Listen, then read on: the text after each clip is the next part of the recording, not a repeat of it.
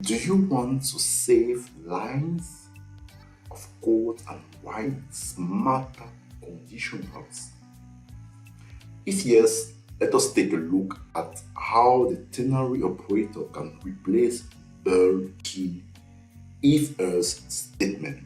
So here is a classic way to check if a number is either odd or even.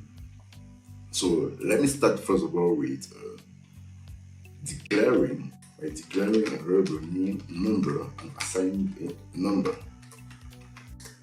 So now let me declare another variable parity to check whether, which will indicate whether the number stored in the variable number is an even number or an odd number. So after doing that, we shall eventually use the if-else statement.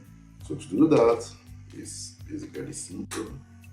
The condition here is, okay, if number when has a remainder when divided by 2, which is equals to 0, then parity should be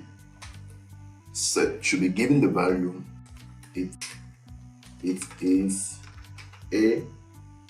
an even number. Okay. Else, that is, if this condition here up does not hold, what happens is it is an odd number. So let's see, some odd number. So this structure works, but it takes 5 lines of code for something that is simple, or something that can be made simple. And here's the trick that I wanted to talk about. Now let's check out this one-liner using the ternary operator trick. So let me just try and comment this if statement out so that we don't have any trouble. We copy this guy and paste it, cut it and paste it here. So now we shall deal the ternary operator, we shall deal directly with the variable. So to do it is very simple. So we take the condition number,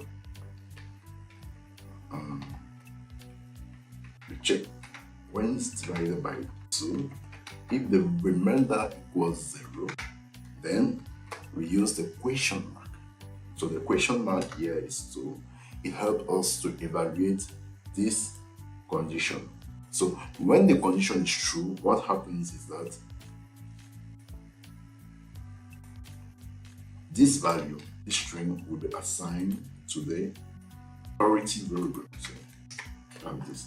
And when the condition is false, don't forget about this syntax. And when the condition is false, we instead have this value.